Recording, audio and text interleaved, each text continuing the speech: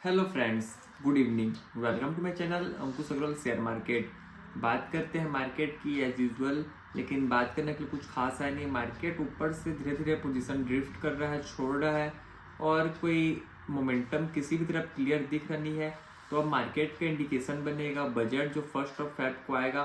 तो budget decide करेगा कि मार्केट आगे किस तरफ जाएगा, किस तरह मोमेंटम बनाएगा। तो कई एक्सपर्ट का मानना है कि रेलवे का इस साल जो बजट है वो बढ़ सकता है, तो रेलवे शेयर फोकस में रहेंगे।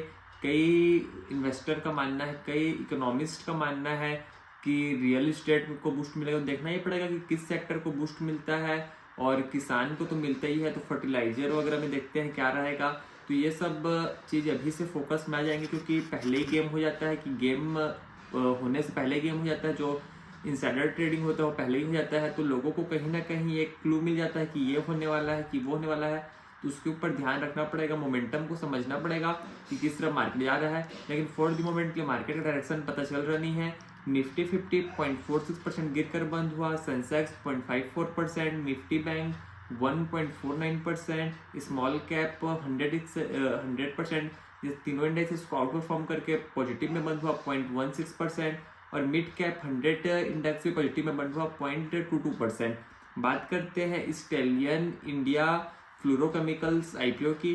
तो स्टेलियन फ्लोरोकेमिकल आईपीओ एक बुक बिल्ड इशू है ₹199.45 करोड़, और जो कि कॉम्बिनेशन है फ्रेश इशू और offer for sale. Fresh issue है 160.73 करोड़ और ऑफर फॉर सेल 38.72 करोड़ का, जिसका बिडिंग स्टार्ट हुआ था कल 16 जैन और जो कि क्लोज होगा 20 जैन को।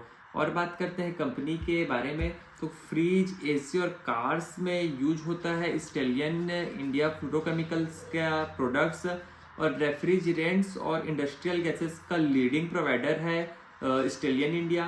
तो कंपनी का जो बिजनेस है वो किसी पर्टिकुलर एक बिजनेस के ऊपर, एक इंडस्ट्री के ऊपर ज़्यादा डिपेंडेंट नहीं है, मल्टीपल इंडस्ट्री के ऊपर डिपेंडेंट है। तो इससे ये होगा कि कंपनी का अगर कोई सा इंडस्ट्री में अगर कोई प्रॉब्लम आती है तो कंपनी का बिजनेस चलते ही रहेगा और प्रॉब्लम देखने को नहीं मिलेगी, क्योंकि एक बिजनेस के ऊपर, एक इंडस्ट्री के ऊपर डिपेंड नहीं है।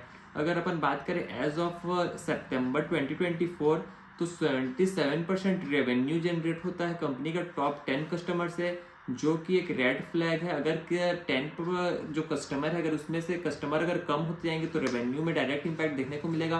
तो ये एक रिस्क है। और अगर और रिस्क की बात करें, तो जो कंपनी रॉ मटेरियल में पूरा चाइना के ऊपर डिपेंडेंट है, तो अगर चाइना में कभी प्रॉब्लम होती है, या फिर अगर इंडिया का चाइना के साथ कुछ प्रॉब्लम होता है, पॉलिटिकल प्रॉब्लम, तो भी कंपनी को प्रॉब्लम देखने को मिल सकती है चाइना के चलते।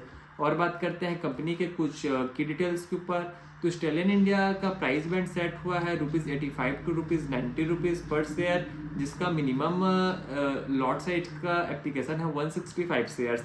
बात करते हैं और कंपनी के की डिटेल्स की, तो आईपीओ का रिजर्वेशन है 30% एंकर इन्वेस्टर, क्यूआईडी शेयर्स को 20%, एचएनआई को 15%, जिसपे बिग एचएनआई को 10% और स्मॉल एचएनआई को 5%, और रिटेल शेयर्स को मिला 35%। तो अगर किसी को अलॉटमेंट चाहिए तो रिटेल में ही लगा के 35% मिला है, स्मॉल एचएनआई में चांस बहुत कम है।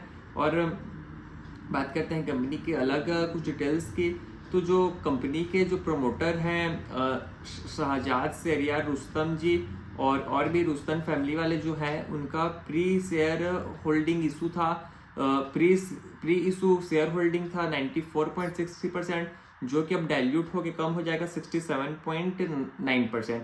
तो कंपनी बेसिकली अच्छा काम कर रही है और कई सारे इंडस्ट्री में मौजूद भी है, लेकिन कंपनी का भी फॉर द मोमेंट जीएमपी समझते हैं। तो आईपीओ का जीएमपी दिखा रहा है 45%। तो आईपीओ का जीएमपी भी अच्छा है, बिजनेस मॉडल भी अच्छा है, रिस्क मैनेजमेंट भी ठीक है, रिस्क भी कुछ है, लेकिन वो लगता है मेरे को कि ठीक हो जाएगा, तो अप्लाई करना चाहिए। लेकिन बहुत छोटी साइज का इशू है, तो इसमें ओवर सब्सक्रिप्शन बहुत ज़्यादा होगा, देखना पड़ेगा किसको अलॉटमेंट लगता है कि नहीं। तो यहीं तक रखते हैं, आपसे कल फिर मुलाकात होगी, तब तक ले थैंक यू।